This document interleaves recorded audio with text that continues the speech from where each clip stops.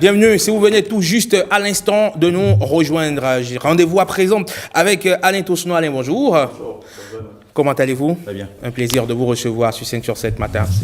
Eh bien, on va vous installer dans la rubrique environnement dans laquelle on vous retrouve aujourd'hui. Ce ne sera pas pour le débat matinal parce que le débat aujourd'hui est consacré au tirage au sort donc, des éliminatoires de la Coupe d'Afrique des Nations 2025. Actualité oblige, bien sûr, on va pouvoir décrypter cette poule-là aux téléspectateurs. On vous installe donc dans Mardi Environnement.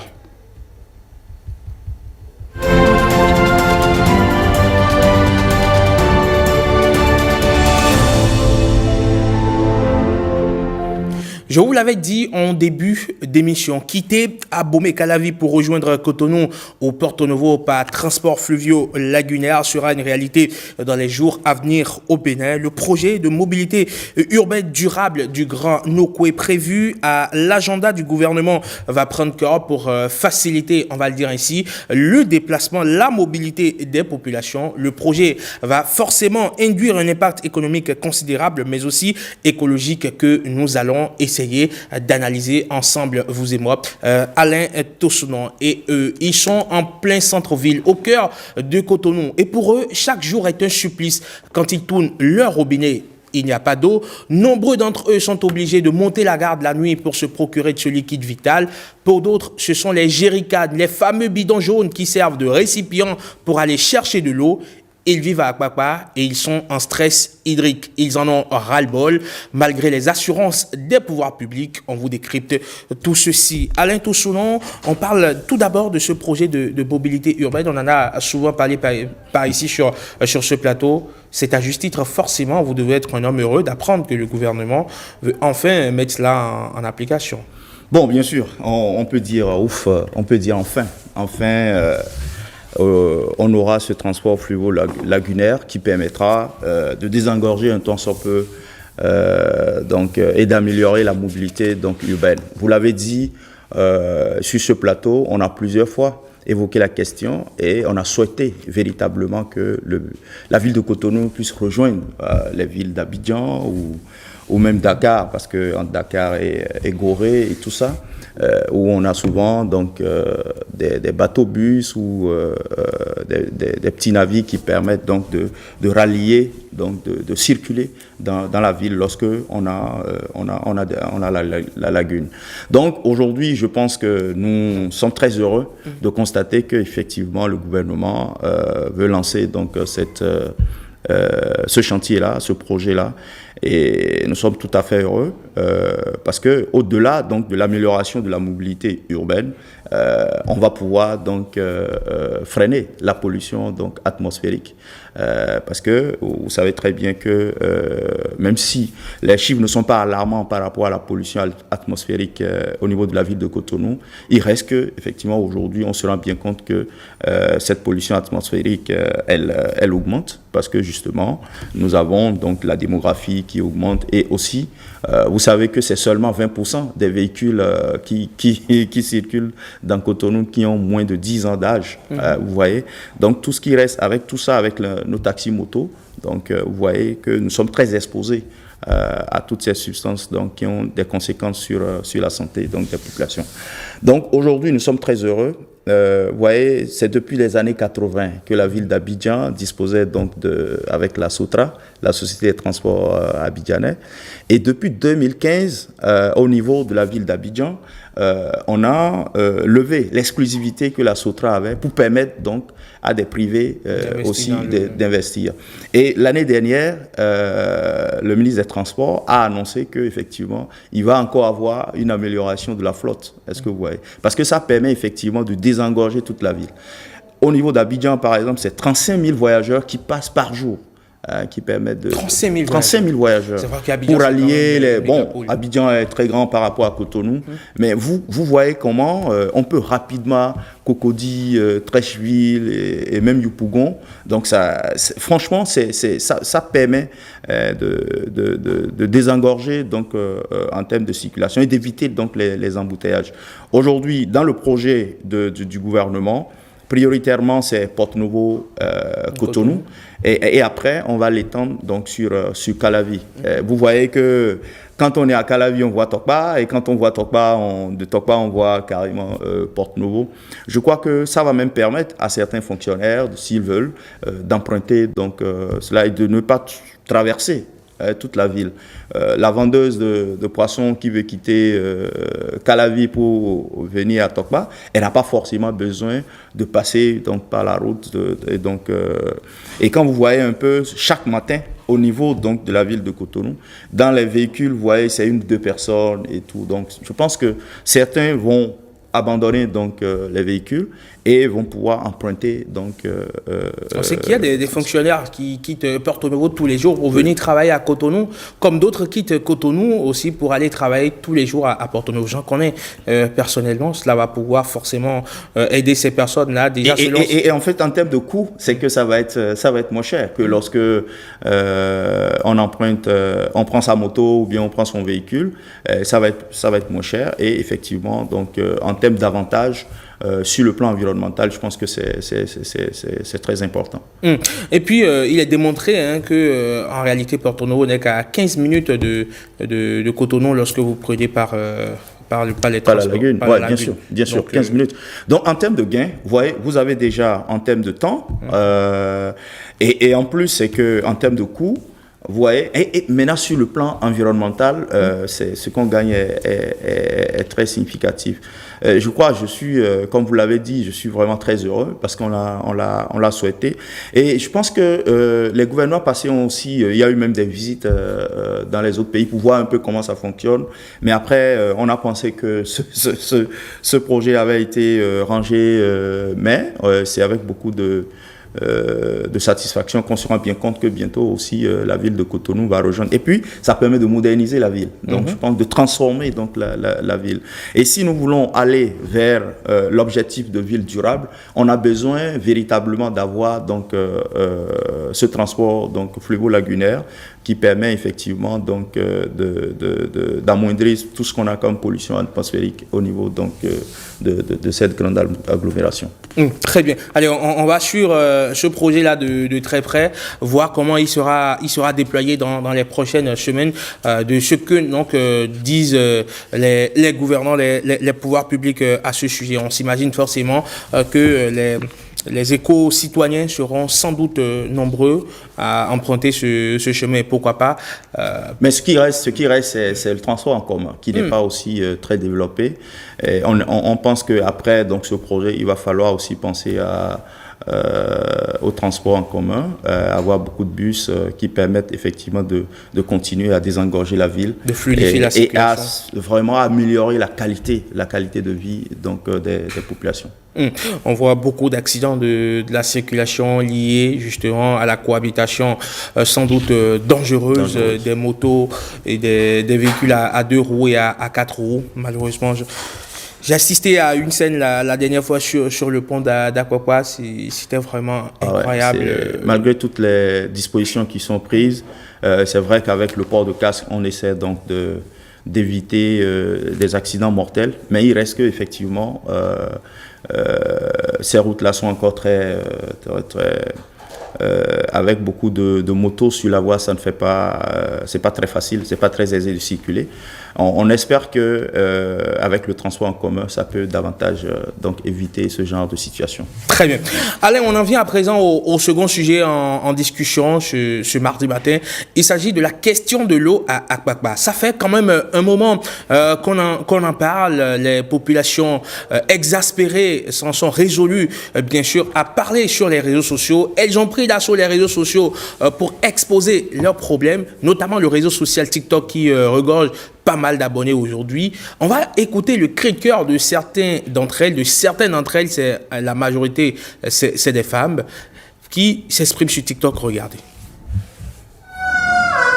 Vous voyez, voilà la situation. Affaire d'eau à Akpakpa là.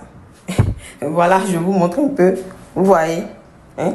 Tu prends une bonne boutique, une très bonne boutique, mais tu ne peux pas jouir des choses qui sont dans la boutique parce qu'il n'y a pas de l'eau.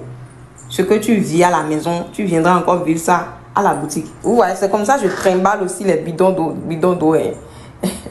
je suis à Akpakpa aussi, je n'ai pas d'eau depuis 2 ans. Je n'ai pas d'eau depuis, enfin, il y a 2 ans, j'en trouvais entre 2 heures, 3 heures et 4 heures. Mais depuis 6 mois, quand je vous dis depuis 6 mois, plus aucune goutte d'eau ne sort de mes robinets. Aucune goutte d'eau, je vous dis, aucune goutte d'eau ne sort de mes robinets depuis 6 mois. Je suis à Akpakpa aussi, à Yelawa et précisément à Gongbome. Enfin, je suis toute propre, je sens bon, je me sens bien dans mon corps, je me sens bien dans mon âme, tout va bien. Parce que j'ai pu faire le ménage, j'ai pu faire la vaisselle, j'ai lavé ma douche, j'ai rangé ma chambre, partout sent bon, je sens bon, je suis propre, je sens bon. L'eau, c'est la vie. L'eau, c'est la vie. Sonev, franchement, essaye de nous trouver une solution. Là, je suis revenue en de bons sentiments. Pour nos familles, pour notre santé, offrez-nous l'eau, la vie, la dignité. Les puits sont asséchés. Cet activisme spontané, Alain, qui s'est réveillé sur les réseaux sociaux, comment est-ce que vous l'interprétez? L'expression d'un ras-le-bol? Bien sûr, mais c'est une situation que nous, on connaissait très bien. Et puis, la ville de Cotonou n'est pas la seule à connaître ce genre de situation. Vous prenez toutes les autres grandes villes, aujourd'hui, en Afrique de l'Ouest, connaissent ce problème, ce déficit en termes de production de l'eau. C'est seulement les pays de l'Afrique du Nord qui, aujourd'hui, ne connaissent pas ce genre de situation. Pourquoi? Parce que les gouvernements, donc, par le passé, n'ont pas anticipé sur l'augmentation de la population, sur la démographie qui est galopante, et donc la production de l'eau n'a pas suivi la forte demande que nous avons aujourd'hui.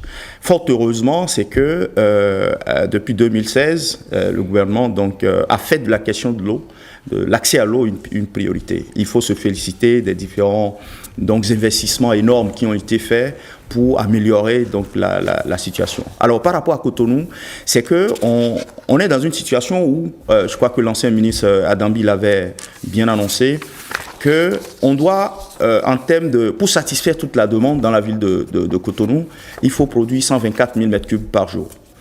Et actuellement, on a 84 000 m3. Donc vous avez un déficit de l'ordre de 40 000 m3 par jour, ramené par heure. On sait très bien qu'aujourd'hui, il faut 2500 m3 par heure. On en produit 1300 m3 par heure. Donc vous comprenez qu'il y a un gap. Il y a un gap. Mais depuis mai 2024, je pense que le lancement a été fait en juin 2024, de ce projet qui a été un projet d'urgence. Et là, il faut saluer la promptitude du gouvernement. Et aujourd'hui, on se rend compte que pour Akpakpa et Aglangada, dans la commune de Semepodi, on est allé chercher de l'eau à Adjara, dans la commune d'Adjara, et c'est d'Adjara maintenant qu'on va pouvoir alimenter tout Akpakpa, les premiers, deuxième, troisième, quatrième arrondissements, plus maintenant Aglangada qui est dans Semepodi. Vous faites bien d'évoquer le projet d'urgence d'Aglangada parce que le tout nouveau ministre de l'eau, Paulin Akponan, s'est rendu sur place justement pour voir l'évolution des travaux. Il a profité justement pour demander aux ouvriers d'accélérer les travaux pour que d'ici juin, les populations puissent avoir l'eau parce qu'il est conscient du stress hydrique dans lequel elles se retrouvent, ces populations. Regardez.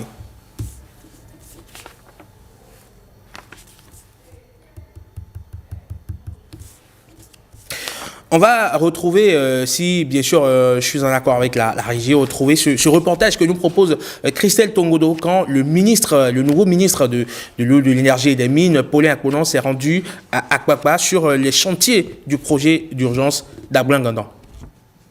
L'accès à l'eau potable demeure une priorité essentielle pour le gouvernement du président Patrice Talon. À travers des investissements conséquents tels que le projet d'urgence d'Aglangada, les efforts sont visibles et prometteurs. En seulement 6 mois, les travaux ont déjà atteint 55% de taux d'exécution, témoignant d'un engagement sérieux à répondre aux besoins pressants des populations des 1er au 4e arrondissement.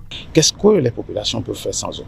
C'est une souffrance qui tient à cœur au gouvernement Et c'est pour ça que, de toute urgence, près de 17 milliards ont été mobilisés pour que ce travail-là soit fait. Vous savez, depuis 2016 que le président Patrice Talon est venu au pouvoir, et il a hérité d'un pays à reconstruire, à rebâtir. Et il a fait le choix avec son gouvernement de faire des investissements structurants.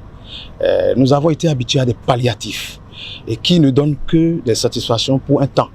Mais les investissements structurants sont de caractère à donner satisfaction sur le long terme. Cependant, pour pallier les contraintes liées au délai de livraison, des mesures alternatives ont été prévues. Et quand on a à faire ces genres d'investissements, ça prend un temps. Donc pendant ce temps, comment la population va vivre? Je crois que, au vu des explications du directeur général, il a expérimenté une solution alternative en attendant la fin du chantier qui, à mon humble avis, marche. Et donc, les instructions lui ont été données pour qu'il généralise cela et qu'il améliore la qualité du service à la population avant. À Kpakpa et à Blangandan, donc c'est Mekodi en général, pourront se réjouir que d'ici quelques mois, le gap, sinon le déficit en eau constaté, va se conjuguer au passé. Et les solutions alternatives sont déjà en train d'être trouvées et le volet communication est déjà pris en compte par l'entreprise avec les réseaux sociaux. Les communiqués vont passer, Move, sur MTN. Nous avons eu des conciliabules et j'ai la pleine conviction que ces solutions vont porter et le dénouement est proche. De plus, le ministre de l'Énergie, de l'Eau et des Mines a donné des instructions claires pour accélérer davantage les travaux, notamment en réorganisant les équipes et en envisageant un renforcement des effectifs. Alain, malgré toute la bonne volonté des pouvoirs publics, c'est que les populations à minima vont encore attendre 5-6 mois, parce qu'on parle d'une échéance du mois de juin. En tout cas, pour quelqu'un qui n'a pas d'eau depuis 2 ans, ça peut encore aller. Bon, je pense que c'est une situation qui est regrettable, mais il n'y a pas que la ville de Cotonou. C'est vrai qu'en ville, la corvée d'eau, c'est se réveiller à 2h, 3h, 4h pour avoir un peu d'eau, mais ailleurs, il faut parcourir des kilomètres. Mais je pense que, au-delà de tout, je pense qu'il faut continuer à demander aux populations de patienter, parce que les forages sont déjà terminés. Il reste maintenant parce que j'ai bien dit que c'est d'Adjara qu'il faut transporter l'eau pour amener donc dans tout à Kpakpa et puis une partie de Semekodji. Et donc, ça prend du temps. Ça fait 22 km donc de canalisation. On est à 10 km, donc il faut encore 12 km. Après, il faut donc faire distribuer un peu partout dans les quartiers. Ça va prendre du temps. Mais ce qui est important, c'est de tirer les leçons. Tirer les leçons de cette situation parce qu'il y a d'autres villes, Natitingou, Djougou également, parce que la population augmente. Comment on fait pour anticiper dans le long terme? Donc je pense que au-delà de Cotonou, c'est voir comment on peut faire en sorte que les autres villes, que même dans Cotonou, dans 5 ans, dans 10 ans, qu'on ne tombe plus sur une telle situation. C'est parce que, effectivement, comme je l'ai dit, on n'a pas anticipé. On doit pouvoir faire des projections. D'abord, garantir la disponibilité de l'eau. C'est-à-dire, il faut faire la recherche pour savoir quelle est la quantité d'eau que nous avons pour satisfaire une ville de 2 millions d'habitants. Donc, il faut commencer maintenant à faire la planification. Et ça, souvent, nos gouvernements, un peu partout, ne le font pas assez. Donc, je pense que c'est important. Donc, on tire les leçons. Maintenant, après ça aussi, il peut arriver des cas où on a l'eau au niveau du ménage, au niveau donc du compteur d'eau, mais à la maison, dans la cuisine ou au niveau de la douche, il n'y a pas de l'eau. On n'arrive pas à tirer l'eau. Parfois, c'est des problèmes internes. Et c'est là où il faut sensibiliser les populations par rapport à cette situation-là. Parce qu'il revient au ménage de faire appel aux plombiers pour venir voir. Peut-être qu'il y a eu une situation au niveau du ménage qui ne favorise pas donc, l'accès à l'eau.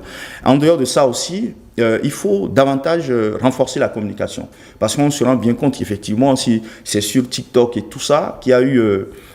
parce que beaucoup n'étaient pas au courant qu'effectivement dans Kpakpa il y avait cette situation et tout ça. Malgré aussi toute la communication qui avait été faite par le passé, il faut continuer à sensibiliser les gens. Maintenant, sur les questions de perturbation avec les travaux aussi, il y a certains ménages qui sont privés d'eau. Il faut que la SONEB continue. Hier, j'ai reçu un SMS, j'ai dit bon, ça commence à bien aller parce que effectivement, il faut communiquer sur cette situation-là et inviter les populations à faire des réserves d'eau afin que de ne pas se retrouver dans une situation où il n'y a pas de l'eau. Parce que s'il n'y a pas de l'eau, il n'y a pas de vie. Je pense que elle a bien fait de le dire. Donc, pour les autres villes, il faut également continuer à investir, à anticiper pour que effectivement les populations ne puissent pas manquer d'eau. Parce que si vous n'avez pas de l'eau, vous pouvez rien faire pratiquement, et surtout sur les questions donc de santé, de maladies diarrhéiques et tout ça. Si nous voulons améliorer les indicateurs en matière de santé, il faut garantir durablement donc l'accès à l'eau. Il faut féliciter le gouvernement pour cette promptitude-là, parce que le projet a été lancé en juin, pratiquement mai-juin 2024, et déjà on est pratiquement d'ici juin 2025, il y aura de l'eau, donc c'est un record.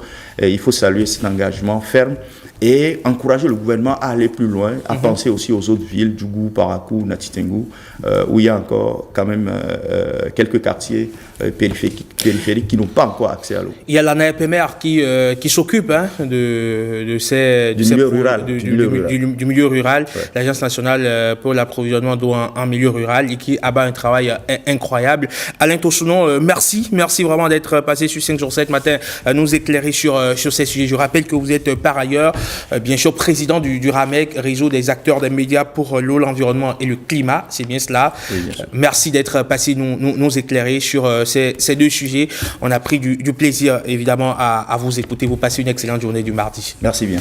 À votre suite, allez, on va installer mes francs-parleurs de ce mardi avec on parle football, on parle des Guépards logés dans le groupe D pour la CAN Maroc 2025. À tout de suite, coup de pause, on les retrouve pour le débat.